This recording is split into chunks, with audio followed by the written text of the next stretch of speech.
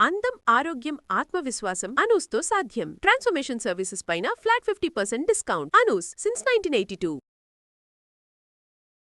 నమస్తే రమగారు. నమస్తే జయ. ఏదైనా మంచి స్టోరీ చెప్తారా? స్నేహితుల మధ్య కథలు, స్నేహితుల కథలు చాలా చెప్పుకున్నాం కదా మనం. అవునవును. ఫ్రెండ్షిప్ కోసం ఏమైనా చేసేస్తారు. అవును. మిత్ర ప్రేమ కథ చెప్తాం. పూర్వం అట గంగా తీరంలో జయప్రతాపులని ఇద్దరు స్నేహితులు ఉండేవారు. జయుడు, ప్రతాపుడు చాలా స్నేహంగా ఉండేవాళ్ళు. చిన్నతనం అంతా కలిసే ఉన్నారు వీళ్ళు. చాలా యుద్ధ విద్యలు అవి అభ్యసించారు. చెరో దేశంలోనూ ఉద్యోగాలకు వెళ్ళారు. ప్రతాపుడేమో ఉజ్జయినికి వెళ్ళాడు. జయుడు ఉజ్జయినికి వెళ్ళాడు. ప్రతాపుడు అమరావతికి. ఇద్దరు చెరో దేశంలోనూ ఉన్నారు. ఒకళ్ళు అమరావతిలో, ఒకళ్ళు ఉజ్జయిన్లో. ఓ 12 ఏళ్ల పాటు వీళ్ళు కలుసుకోవాలి. 12 సంవత్సరాల పాటు కలుసుకోవాలి. ఇది 17, 18 ఏజ్లో అట్లా డిపార్ట్ అయ్యారనుకుందాం. కానీ అటు నుంచి ఇటు ఎవరు ఉజ్జయిన్ నుంచి అమరావతి ఎవరైనా వస్తుంటే ఒకళ్ళకొకళ్ళు కానుకలు పంపించుకుంటూ ఉత్తరాలు రాసుకుంటూ ఉండేవాళ్ళు. సరే ఒకసారి జయుడు అమరావతి వచ్చాడు. చాలా కాలం పిలవగా వస్తే చక్కగా ప్రతాపుడు చక్కగా ఇల్లు వాకిలి అన్నీ ఏర్పరచుకున్నాడు. చాలా బాగున్నాడు. ఇద్దరు బాగా సంతోషంగా గడిపారు. అయితే ఒక 5-6 రోజుల తర్వాత ఈ జయుడు కొంచెం డల్గా ఉండటం మొదలుపెట్టాడు. పెద్దగా అన్నం తినకుండా ఉండేవాడు. డల్గా ఉన్నాడు. డల్గా ఉంటే ప్రతాపుడు పదే అడిగాడు, ఏమిటి ఎందుకు డల్గా అయిపోయావు? మనం శుభ్రంగా కలిసి తిరుగుతున్నావు అన్ని చోట్లకి, నువ్వు సరిగ్గా అన్నం తింటున్నట్లేదు, నీకు నిద్ర పడుతున్నట్టు కనిపించట్లా, మొహం పాడైపోయింది, ఏదో బేలగా కనపడుతున్నావు, ఏమిటంటే నేనేం చెప్పను, ఇప్పటిదాకా వివాహం తలంపు రాలేదు నాకు. మీ ఇంట్లో నేను ఒక అమ్మాయిని చూశాను. అమ్మాయి చాలా అందంగా ఉంది, నాకు నచ్చింది. కానీ ఇట్లా చుట్టపు చూపుగా వచ్చి మీ చుట్టాలు ఎవరమ్మాయినో నేనట పెళ్ళికి అడిగితే బాగుండదేమోనని ఆలోచించి దిగులుగా ఉన్నాను అనేసరికల్లా తీరా చూస్తే ఆ అమ్మాయి ఎవరు? మనోరమ. ఆ అమ్మాయి ఈ ప్రతాపుడికి దూరం చుట్టం. తల్లిదండ్రి గతించారు, చాలా ఆస్తుంది. అందుకని ఆ పిల్లని 10-11 ఏళ్ళప్పుడే వీళ్ళింటికి తరలించారు. ఆస్తులు అవి వీళ్ళే చూస్తున్నారు. పిల్ల కొంచెం పెద్దది వచ్చాక ముహూర్తం చూసుకుని నేనే పెళ్లి చేసుకోవాలనుకున్నాను. అయినా కూడా నువ్వు చాలా ప్రేమించావు, నీకు నచ్చింది, ఆమె కోసం అన్నం తింటాం మానేసావు నువ్వు. మా చుట్టాలమ్మాయే కదా, అక్కడ ఒప్పుకోవడానికి ఎవరు లేరు, ఒప్పుకోవాల్సింది మేమే, నువ్వు పెళ్లి చేసుకోమని ఏం చేశాడు ఈ ప్రతాపుడు? చాలా బలవంత పెట్టి జయుడికి ఇచ్చి మనోరమని వివాహం చేసి ఆమె ఆస్తులు కూడా అతనికి అప్పచెప్పాడు. వెండి బంగారం సామాన్లు గిమాన్లు అన్నీ ఇచ్చేశారు. ఇక్కడున్న పొలాలను కూడా స్వాధీనపరిచాడు. తర్వాత కొంతకాలానికి ఇతను ఉజ్జయినికి వెళ్ళిపోయాడు. ఎవరి ఊళ్ళకి వాళ్ళు వెళ్ళిపోయారు. కొంతకాలం గడిచిన తర్వాత ఏమైంది, ఈ ప్రతాపుడు ఏ రాజ్యంలో పనిచేసుకుంటున్నాడో ఆ రాజుగారు మరణించారు. యువరాజు రాజయ్యాడు. రాజు అయిన తర్వాత ఏమైంది, అతనికి ప్రతాపుడి మీద గిట్టని వాళ్ళు ఎవరో, ప్రతాపుడి శత్రువులు ఎవరో ఏవో కొండేలు చెప్పారు. దాంతో ఆయన ఉద్యోగం తీసేశాడు. ఈయన కొంతకాలం గడిపాడు. కానీ దాదాపుగా స్వాస్థ్యాన్ని ఆస్తులు కూడా స్వాధీనం చేసేసుకుంటారు రాజులు. ఉద్యోగం నుంచి మన ఏమంటారు, సస్పెన్షన్ ఉండదు, బర్తరఫ్ చేసేయటమే. చేసేసి మొత్తం ఆస్తి అంతా స్వాధీనపరిచేసుకుంటారు. ఏదో దాచుకున్నవి కూడా ఏమీ మిగలక బికారైపోయాడు అతను. బికారైపోయి ఇక అతనికి ఎవ్వరు లేరు ఇక్కడ. ఆ చుట్టాలు పక్కాలు కూడా రాజభయంతో అతన్ని ఆదరించల. సరే ఇతను మనకు జయుడు ఒక్కడే ఆసరా, జయుడు దగ్గరికి వెళ్దామని బయలుదేరాడు. వాహనం కూడా లేదు. వెళ్ళగా చివరికి అదే ఉజ్జయిని నగరం అనుకుందాం, అక్కడికి అమరావతి ఉజ్జయిని అక్కడికి చేరాడు. చేరేసరికల్లా ఏమైంది, రాత్రి అయిపోయింది. బికారిగా ఉన్న తన బట్టలు, ప్రయాణంలో ఇన్ని రోజులు నడకకి అలసిపోయి చీదరగా ఉన్న తన మొహము, గొడ్డలు ఇవన్నీ ఆలోచించుకుని చీకటి పడింది, రాత్రి వేళ ఇక్కడికి వెళ్ళకూడదు అని చెప్పి మహాకాళ మందిరానికి దగ్గరలో ఉన్న శ్మశానపు బయట మందిరాల్లాగా ఉంటాయట మండపాలు, అక్కడ పడుకున్నాడు ఈ ప్రతాపుడు. పడుకుంటే ఏమైంది, కొంచెం ఒక రాత్రి గడిచిన తర్వాత ఎవరో 2 వ్యక్తులు పోట్లాడుకుంటున్నట్టుగా కనపడుతోంది, వినిపిస్తోంది. ఇతను లేచాడు. ఇంకా ఇలాంటి మండపాలు ఉన్నాయి, ఇట్లా మహాకాళ ఈ ఉజ్జయిని వచ్చిన వాళ్ళు అలా పడుకుంటారు, అక్కడక్కడ మండపాలు ఉండేవి ఆ కాలంలో. శ్మశానం దగ్గర అంటే అదేదో తప్పుగా భావించద్దు, అప్పుడు మహాకాళ మందిరకు దగ్గరలోనే శ్మశానం ఉంటుందట, ఉండేది అప్పట్లో. సరే ఏమైంది, ఇతను లేచి చూసేసరికల్లా ఒక 2 పోరాడుకుంటున్నారు. అందులో ఒకటి చేతిలో కత్తుంది, రెండో వాడు ఆపుతున్నాడు. సడన్గా రెండో వాడు కూడా బొడ్లోంచి కత్తి తీసి మొదటి వాడిని పొడిచేశాడు. పొడిచేసి పరిగెత్తుకుంటూ ఈ ప్రతాపుడు ఏ వైపు ఉన్నాడో ఆ వైపుకి వచ్చేసాడు. వీళ్ళు ఒక చోట ఇది యుద్ధం, వీళ్ళిద్దరికీ పోరాటం జరుగుతుంది. ఇతను ఒక మండపంలో ఉన్నాడు. అవతల వైపు ఉన్న మండపాల్లో వాళ్ళు కూడా ఈ పోరాటాన్ని చూశారు. అతను ఈ ప్రతాపుడు ఉన్న వైపుకి పరిగెత్తుకుంటూ వచ్చి ప్రతాపుడిని మందిరాన్ని దాటి ఆ మండపాన్ని దాటి వెళ్ళిపోయాడు. ఎప్పుడైతే ఈ ఒకడు చచ్చి పడ్డాడు, రెండో వాడు పరిగెత్తాడు అనుకోగానే అక్కడ వాళ్ళు ఇంకా భయం లేదు కదా, పోరాడుకుంటున్నప్పుడు మధ్యలోకి వెళ్ళారనుకో వీళ్ళకు కూడా తగులుతాయి కత్తిపోట్లు. అవునవును. ఎప్పుడైతే అతను పారిపోయాడు, పట్టుకోండి అని ఆ మిగిలిన మండపాల్లో ఉన్న జనం పరిగెత్తుకుంటూ ఇటు వచ్చారు. వచ్చేసరికల్లా దిగ్భ్రాంతిగా నిలబడిన ప్రతాపుణ్ణి పట్టేసుకున్నారు వాళ్ళు. ఆ మండపము మీదకి వెలుగు పట్టల్ల. అంతకుముందు కూడా ప్రతాపుడు అక్కడే నుంచున్నాడని వాళ్ళు చూడల. మండపం వైపు పరిగెత్తుకొచ్చాడు. మండపంలో ఉన్నది ప్రతాపుడు ఒక్కడే కాబట్టి పెడరక్కలు విరిచి పట్టేసుకున్నారు. ఇతను నేను కాదని చెప్పినా కూడా వినిపించుకో. అతను బికారి బట్టల ధోరణి, అతను మాసిపోయి ఉన్న అతని మొహము భీతావహంగా ఉంది. అతను కంగారు పడ్డాడు అపరాత్రి నిద్రలో ఇలాంటిది చూసేసరికి. దాంతో ఈ భయంగా ఉన్న మొహం చూసేసరికల్లా వీడే హంతకుడని వాళ్ళు భావించారు. పట్టుకోవటం ఏమిటి, ఆ తెల్లవారేసరికల్లా సైనికులు పట్టేసుకున్నారు. పట్టుకుని ఇతన్ని తీసుకెళ్తుంటే తెల్లారేసరికి విచారణ మొదలుపెట్టారు. విచారణ మొదలుపెట్టేసరికల్లా అక్కడ ఏమిటి, ఇలాగా హత్యలకి మరణశిక్షే.